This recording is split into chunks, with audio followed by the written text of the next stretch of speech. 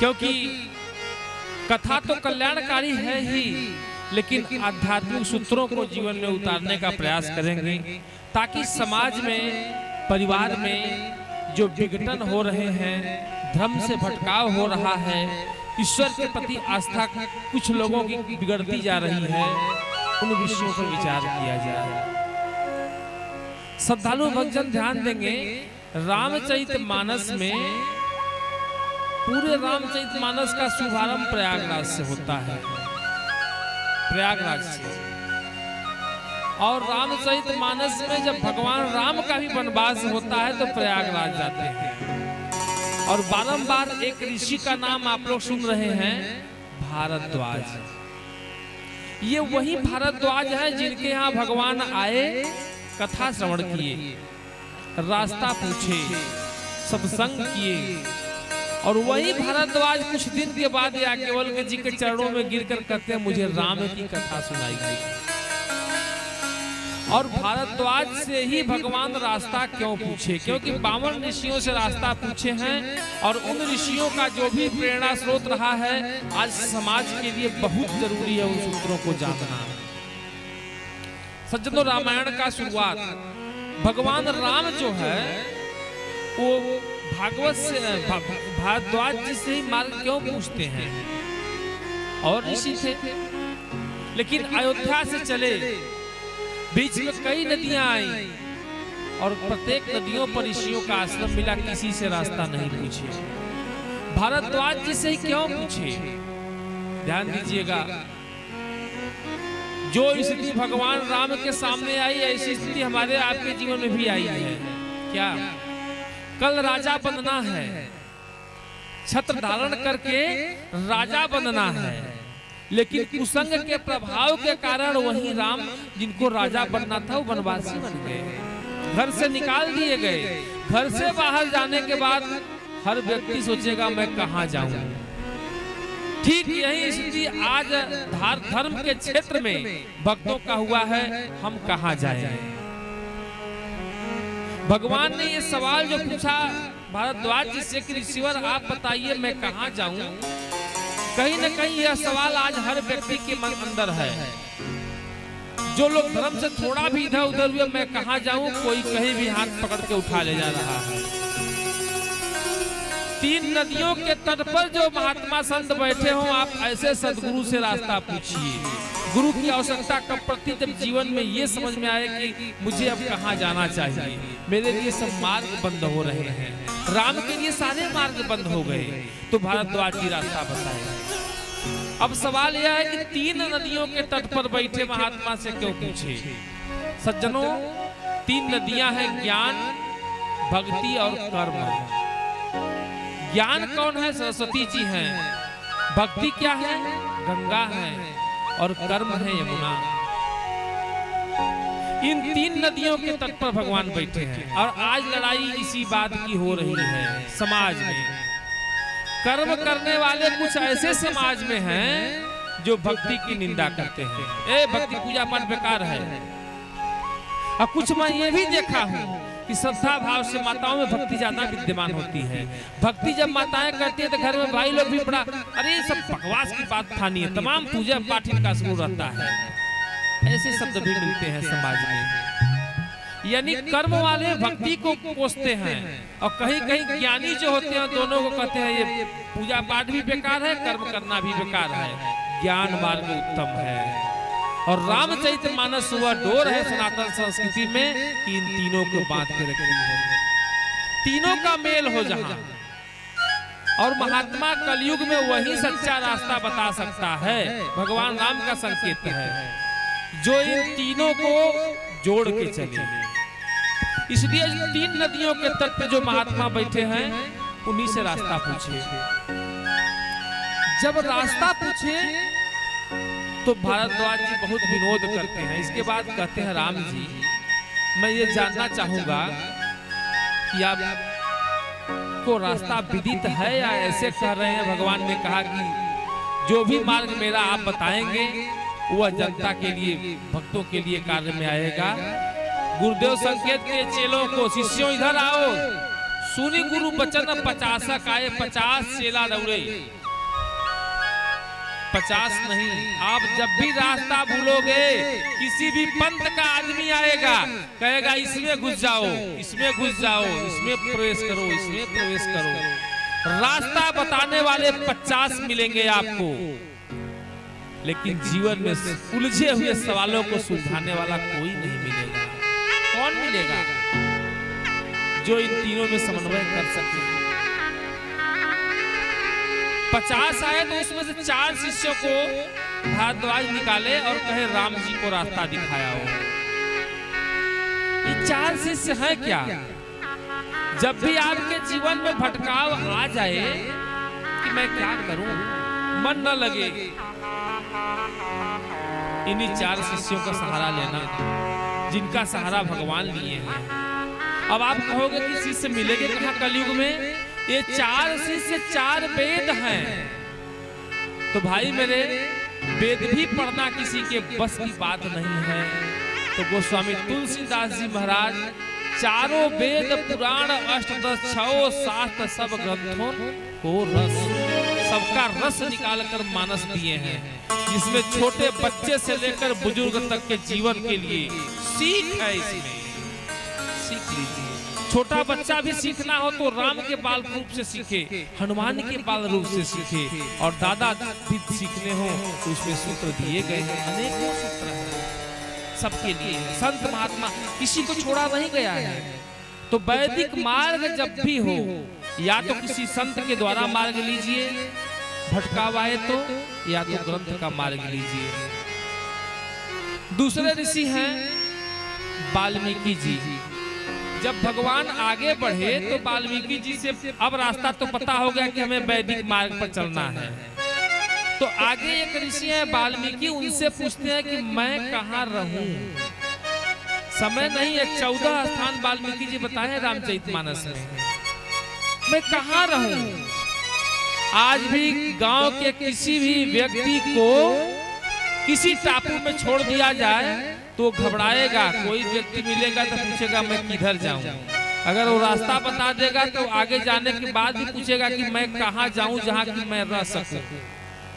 भगवान खुद पूछ रहे हैं कि ऋषिवर मैं कहां जाऊं? रहने की जगह बताइए। 14 स्थान बताए हैं, जिसमें प्रथम स्थान क्या है? बहुत सुंदर व्याख्या वाल्मीकि जी किए हैं। अच्छा, वाल्मीकि से ही क्यों पूछे? वाल्मीकि ने रामायण की रचना किया और तुलसीदास जी ने रामचरितमानस का। वाल्मीकि ने रामायण का रचना किया, राम धन अयन। जो राम का घर बना दे वही राम को रास्ता बता सकता है। राम के घर बनाने वाले कौन हैं? वाल्मीकि जी। क्यों नहीं बनाए? दूसरी बार सीता मैया का वनवास हुआ, लोगों ने बड़ा आक्षेप किया, लेकिन पुराणों में, ग्रंथों में आप अध्ययन करके देखिए, ये राम के घर को बनाने के लिए भगवती गई हैं। वहां राम ने सीता को निकाला नहीं है। कदाचित अगर राम सुखों में रहते, वो नहीं बन पाते लवकुश महलों में, जो कि जंगल में बने। राम गाथा क्यों कही जाती है? वाल्मीकि जी और रचना भी किए हैं। पूछे भगवान कहाँ जाऊं? 14 स्थान बताए। इसमें बड़ा प्यारा प्रसंग है कि जिनके श्रावण समुद्र समाना, समुद्र समाना कथा तुम्हारी सुभग सरिना।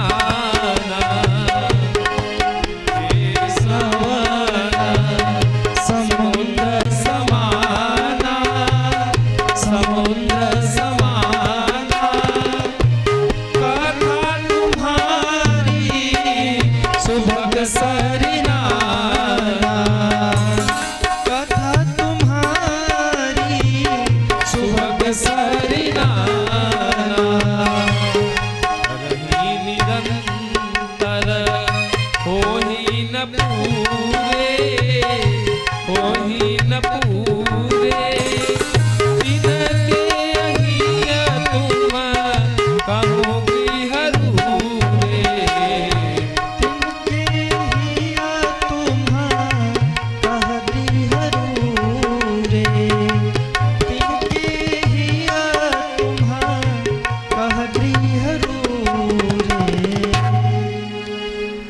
जिनके सवन समुद्र समाना, समुद्र की उपाधि दी, क्योंकि समुद्र जो होता है उसमें नदियां हमेशा आती रहती हैं और समुद्र जल का भंडार है, जल निधि कहा गया।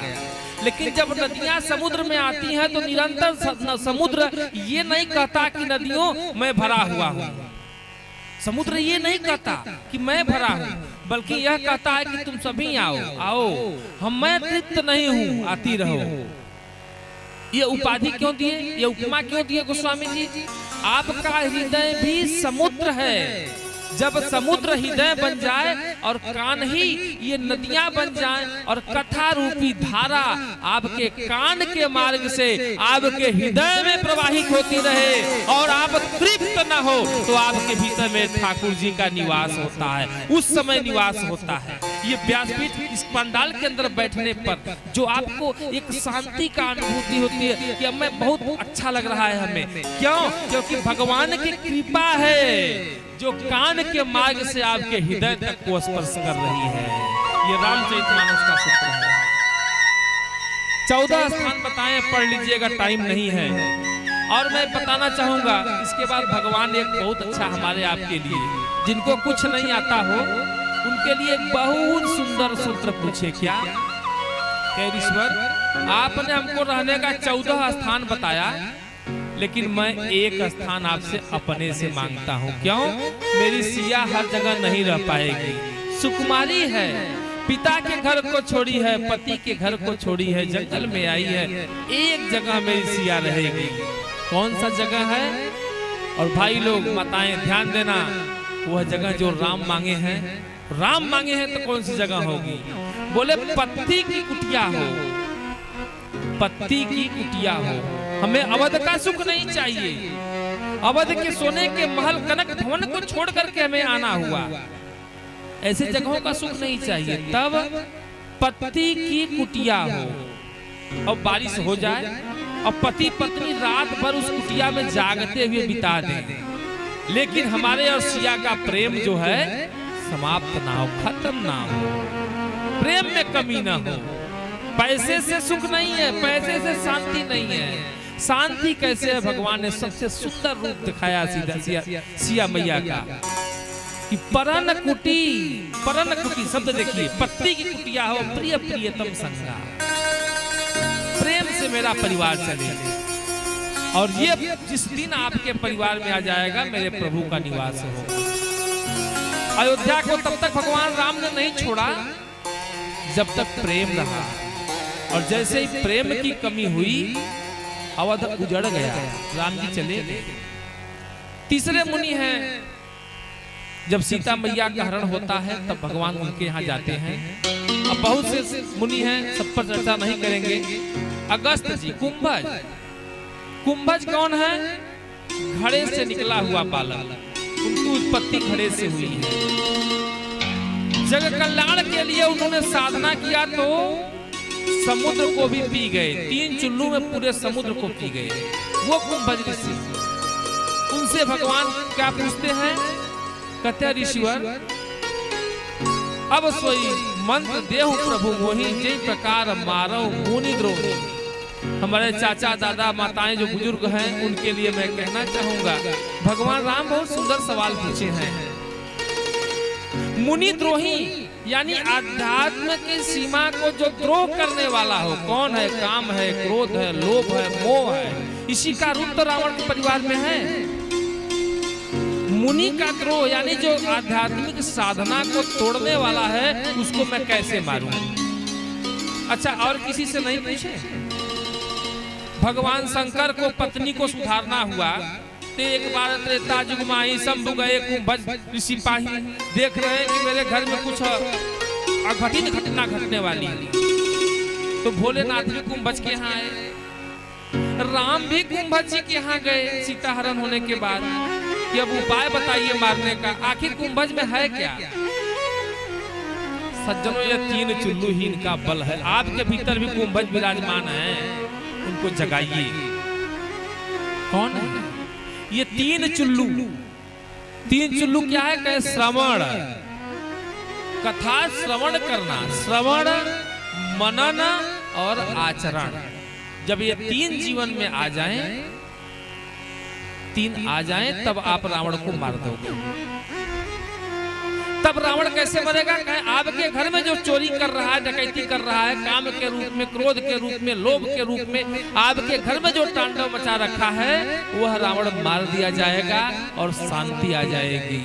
थोड़ी बात तो कड़ी है, मैं समझ रहा हूं कुछ लोगों को गले के नीचे नहीं उतर रहा होगा, लेकिन प्रयास मेरा यह है कि आप कुंभज ऋषि के मार्गों पर चलें, प्रेम की धारा घर में बढ़ाएं और ज्यादातर प्रभु की भक्ति में वह, प्रभु के नाम में वह ताकत है कि आपकी सारी समस्याओं को, और कभी भी जीवन में भूलें आप रामचरितमानस को पकड़ लें। आपको मार्ग दिखाने का काम जितना सुंदर ग्रंथ करेगा उतना सुंदर कोई नहीं कर सकता कलिकाल में। अब मैं ब्याह जी चाहूंगा बहुत ही सुंदर और माँ सिया के विदाई का मांगलिक प्रसंग आप लोगों को कथा के माध्यम से सुंदर दर्शन करावें। प्रेम